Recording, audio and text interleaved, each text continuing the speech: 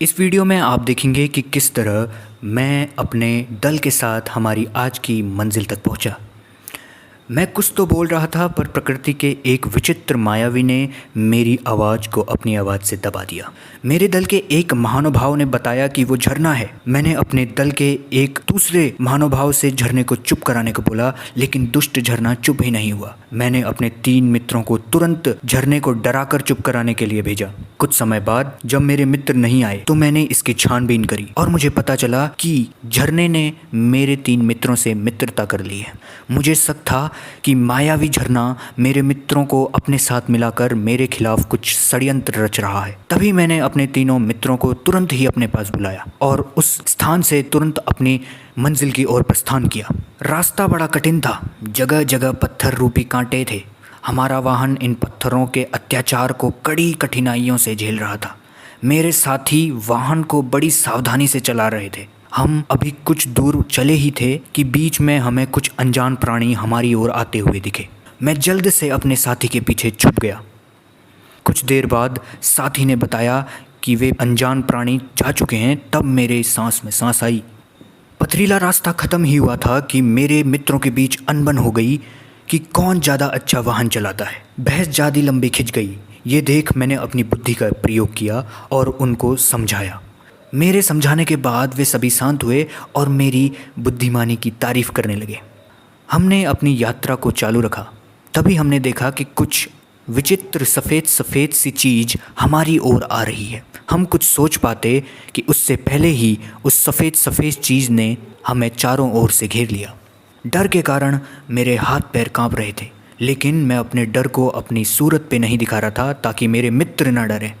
मुझे देखकर एक मित्र बोला कि ये सफ़ेद सफ़ेद चीज़ कोहरा है, डरिए नहीं। तब तुरंत ही मैंने उसे डांटते हुए कहा, हट बुड़बक, डरता कौन है। हम अपने सफ़र में कुछ आगे बढ़े ही थे कि मेरे मित्रों ने कुछ सफ़ेद सी चीज़ देखी और मुझे छोड़ आगे बढ़ने लगे। मैं बेचारा पैदल पैदल आगे बढ़ा। थोड़ी देर बाद मुझे पानी का बहुत बड़ा तालाब दिखा। तभी मुझे याद आया कि मेरे पीठ में जो बैग है उसमें पानी की बोतल है जिसमें पानी है। मैंने उससे पानी पिया और मैं आगे बढ़ा। मैं 1 मिनट की लंबी पैदल यात्रा के बाद उस सफ़ेद इमारत के पास पहुंचा, जिसे देख मेरे मित्र मुझे पीछे छोड़ आए थे। मैं इमारत के पास गया, अपने मित्रों से बात की और मैंने पूछा कि तुम मुझे पीछे कैसे छोड़ आए। तो उन्होंने कहा, 2 कदम आगे पीछे होने से पीछे छोड़ना नहीं होता। मैंने मामला ज़्यादा ना बड़े करके मित्रों को माफ़ कर दिया। हमने आगे देखा कि सामने वही मंजिल है जहां हमें जाना है। लोग इस मंजिल को बोल रहे थे भद्राज मंदिर। लोगों ने बताया कि ये भगवान बलराम जी का मंदिर है। यहाँ आके सबकी इच्छाएं पूरी होती हैं और सब अच्छा होता है।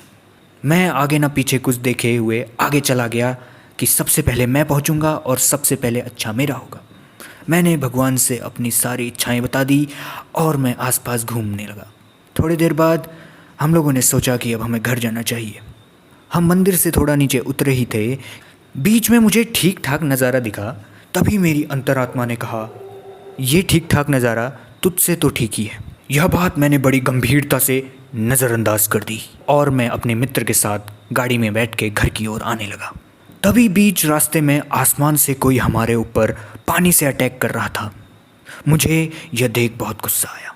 मैं चाय नामक काढ़ा पीकर अपनी ताकत बढ़ा रहा था और उनसे लड़ने के लिए अपने आप को तैयार कर रहा था। तभी मेरे एक मित्र ने बताया कि ये बारिश है।